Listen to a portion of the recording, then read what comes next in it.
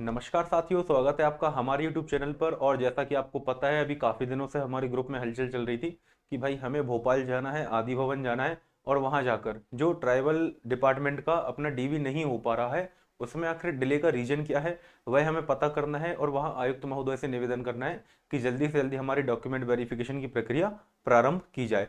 तो इसी क्रम में हम सभी लोग आज भोपाल गए थे, और वहाँ जाकर हम लोगों ने आयुक्त महोदय से मुलाकात की, और साथ ही साथ हमें एडिशनल डायरेक्टर सर भी मिले। अब काफ़ी सारे अभ्यर्थी किसी वजह से नहीं आ पाए, सबके अपने अपने पर्सनल रीजन्स थे, पर्सनल इंपॉर्टेंट काम थे, तो वो उपस्थित वहाँ नहीं हो पाए। लगभग 30 लोग वहाँ पर पहुँचे थे। तो फिर भी इस संख्या बल ने भी बहुत अच्छा पॉजिटिव इम्पैक्ट डाला है वहाँ पर, और हमारी काफ़ी अच्छे से चर्चा हुई, बात हुई, और कुछ महत्वपूर्ण बिंदु यहाँ पर निकल कर आए हैं जिनके बारे में अभी हम बात करने वाले हैं। तो वीडियो के अंत तक जरूर बने रहें, और एक बार इन पॉइंट्स को एक बार पढ़ ले कि आखिर हम इस वीडियो में क्या क्या डिस्कस करने वाले हैं। एक तो पहला हो गया भाई, डीवी की प्रक्रिया में आखिर देरी का कारण क्या है, जो कि सभी अभ्यर्थियों को अभी जानना है, क्योंकि रिजल्ट आए हुए 4 महीने से ऊपर हो चुका है, और डीपीआई का जो डॉक्यूमेंट वेरिफिकेशन है वो तो लगभग समाप्ति की ओर है, ऐसा सभी का मानना है। लेकिन उसके बारे में भी आयुक्त महोदय ने कुछ बोला है, वो भी मैं आपको बताऊंगा।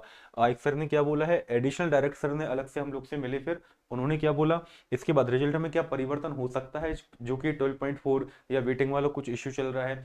ठीक है, साथ ही साथ एक केस के बारे में भी उन्होंने हमें बताया, online document upload and choice filling कब होगी, किस प्रकार ये प्रक्रिया होने वाली है। पद वृद्धि के बारे में भी कुछ उन्होंने बोला है, इसके बारे में भी हम बात करेंगे।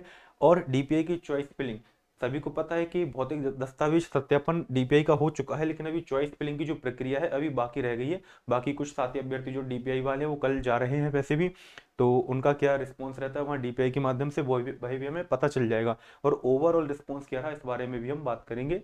सबसे पहले हम बात कर लेते हैं कि डीवी की प्रक्रिया में आखिर देरी का कारण क्या है। तो एक बात मैं आपको बता दूं, वहां पर हम जाकर आयुक्त, जो अपने आयुक्त सर हैं उनसे तो हम मिले ही मिले, पर उसके पहले हम जनजातीय कार्य मंत्री की पीए सर से भी हम मिले थे। तो उन्होंने बताया कि एक केस लगा हुआ है जिसकी हियरिंग होनी है 12 फरवरी को, ठीक है ना, जिसकी हियरिंग जो आपकी होने वाली है 12 फरवरी को, 12 फेब को केस की हियरिंग होने वाली है। तो उसके पहले भाई वो कुछ भी करने से बच रहे हैं, ठीक है ना। उन्होंने हमारे सामने भी, जब हम वहाँ पर थे अपने आदिम जाति कल्याण विभाग में, तब उन्होंने जनजाति कार्य विभाग में थे, तो आदि भवन में मतलब, तो उन्होंने वहीं से डीपीआई में भी फ़ोन लगाकर हमारे सामने ही बात की, और ये कुछ चीज़ें हम लोगों के सामने उन्होंने डिस्कस की हुई थी। ठीक है, आयुक्त सर ने आकर क्या बोला, आयुक्त सर के पास हम लोग 5-6 लोग गए थे, तो उन्होंने हमारा आवेदन एक्सेप्ट किया, आवेदन पढ़ा, और उन्होंने बोला कि हम इस पर जल्दी ही कार्रवाई करेंगे, क्योंकि अभी आपको पता होगा कि नए आयुक्त आए हुए हैं, जो पुराने आयुक्त थे वो यहाँ से कहीं और स्थानांतरित हो चुके हैं। तो नए आयुक्त जो हैं हमारे, उन्होंने बोला कि हम इसमें दिखवाते हैं कि आखिर देरी का कारण क्या है। और कुछ समय बाद उन्होंने एडिशनल डायरेक्टर सर से सर के माध्यम से हमारी बात करवाई। एडिशनल डायरेक्टर सर जो है स्वयं नीचे हम लोग से मिलने, सभी से मिलने के लिए आए। मैं आपको दिखा देता हूँ एक बार फोटो। ये जो एडिशनल डायरेक्टर सर हैं हमारे सामने, उन्होंने डीपीआई के जो अधिकारी थे उनसे बात की, और हम लोगों को सारी चीज़ें ब्रीफ की, और बहुत अच्छे, काफ़ी अच्छे तरीके से उन्होंने हमें चीज़ें बताई कि आखिर क्या सीन चल रहा है, और कब तक आपकी प्रक्रिया चालू होने की संभावना रहेगी, ठीक है ना।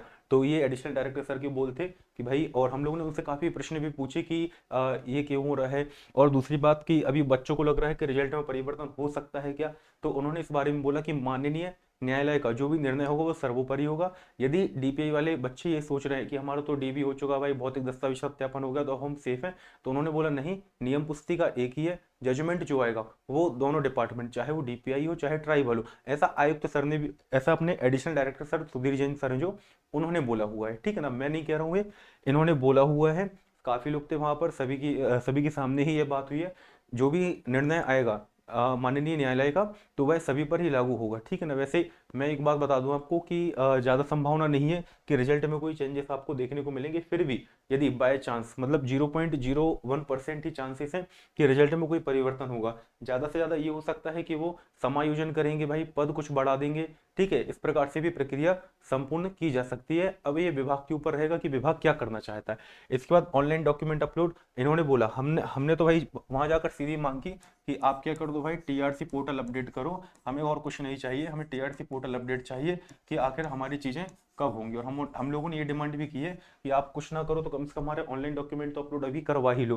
तो उन्होंने बोला कि कोर्ट का डिसीजन एक बार आ जाने देते हैं, 12 फरवरी तक हम वेट कर लेते हैं, तो उसके बाद जो भी प्रक्रिया होगी, क्योंकि वह भी कानूनी पछड़ों में फंसना नहीं चाह रहे, वह भी अपना जवाब दाखिल करने वाले हैं कोर्ट में। और उनका कहना है कि यदि ऐसा कुछ होता है कि भाई 12.4 के विरोध में कुछ आता है, तो उन्होंने बोला है कि हम भी डबल बेंच में जाएंगे, इसके बाद सुप्रीम कोर्ट का निर्णय भी, मतलब रास्ता हमारे पास खुला हुआ रहेगा, तो उसमें कोई डरने वाली बात नहीं है। ठीक है, बात कर लेते हैं चॉइस फिलिंग की। उन्होंने बोला कि जैसा डीपीआई वाले यदि सोच रहे हो भी कि हमारी 90% प्रोसेस लगभग कंप्लीट, अब हमें सीधा ज्वाइनिंग लेटर मिलना है, सीधी चॉइस फिलिंग होनी है, तो उन्होंने बताया कि पहले भाई आपकी चॉइस फिलिंग करवाई जाएगी प्रॉपर, उसके बाद ही आपको अलॉटमेंट होगा और आपके नियुक्ति पत्र जारी होंगे। ठीक है ना, सेम ऐसा ही रहेगा ट्राइबल में भी। उन्होंने बताया पहले, इसके पहले आयुक्त सर ने बोल दिया था, जब हम पहले गए थे तो उन्होंने बोला था कि चॉइस फिलिंग भी हम साथ में करवा लेंगे, लेकिन अभी जो नए आयुक्त सर हैं और जो नए अभी जो एडिशनल डायरेक्टर सर, उनका ये कहना है कि डीपीआई ऐसा कर रहा है कि भाई पहले डॉक्यूमेंट अपलोड करवाएंगे, भौतिक दस्तावेज सत्यापन करवाएंगे आपका, इसके बाद ही आपकी चॉइस फिलिंग करवाई जाएगी, इससे बाद में कोई समस्या उत्पन्न ना हो। इसके लिए भी मैं आपको एक चीज बता दूंगा। अभी आपको पता होगा 27 जनवरी 2026 को जारी हुआ ये लेटर है, EHRMS पोर्टल पर आपको मिल जाएगा शायद।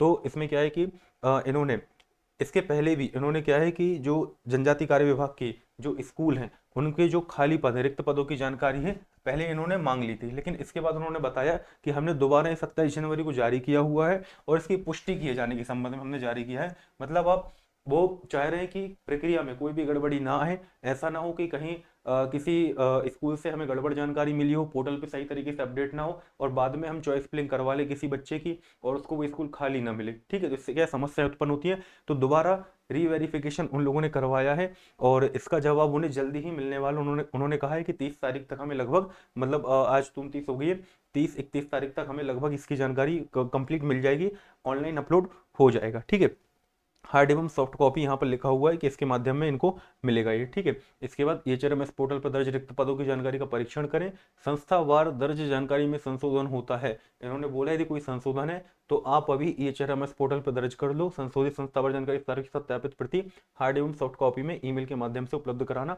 28 जनवरी तक उन्होंने बोला हुआ था, अगले दिन तक का, लेकिन उनका कहना है कि उनकी तरफ से लेटर थोड़ा देरी से गया था, इस वजह से 28 जनवरी तक नहीं हो पाया, तो 1-2 दिन का समय और उन्होंने मांगा है इसमें कि जल्दी ही वे इस प्रक्रिया को कंप्लीट कर लेंगे। उसके बाद एक चीज उन्होंने ये भी बोली कि TRC पोर्टल जो है हम आपको आज या कल या 1-2 दिन के अंदर हम आपको अपडेट कर देंगे, वहां पर हम जानकारी डाल देंगे कि आखिर हम कर क्या रहे हैं, क्या प्रोसेस आगे होने वाली है। ठीक है, इसके बाद लगे हाथ मैंने सर से एक प्रश्न और पूछ लिया पदवृद्धि के विषय में। ठीक है ना, काफी बच्चे भी पदवृद्धि के लिए भी जाने वाले हैं, तो उनके लिए भी मैं बता दूं आपको।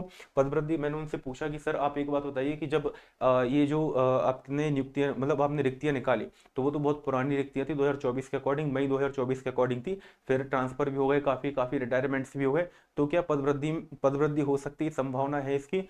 तो उन्होंने पदवृद्धि की संभावना से इनकार नहीं किया है। उन्होंने ये बोला है, रूल बुक में यही भी लिखा है कि मतलब मांग के अनुसार जो पद हैं उनमें वृद्धि या कमी की जा सकती है। तो उनका इस पर भी पॉजिटिव रिस्पॉन्स रहा है कि यदि आगे चलकर हम उनको, मतलब ये जानकारी जो वो मांग रहे हैं उसमें यदि पद बढ़ते हैं और वित्त विभाग वगैरह इनकी मंजूरी देते हैं, सामान्य प्रशासन विभाग इसकी मंजूरी देता है, तो पद बढ़ाने में भी उन्हें कोई समस्या वाली बात नहीं है। डीपीआई की जो चॉइस फिलिंग के बारे में उन्होंने कहा है कि डीपीआई की चॉइस फिलिंग भी इस कोर्ट के निर्णय के बाद ही होने की पूरी संभावना रहेगी, हमारे सामने ही फोन पर बात कर रहे थे वो।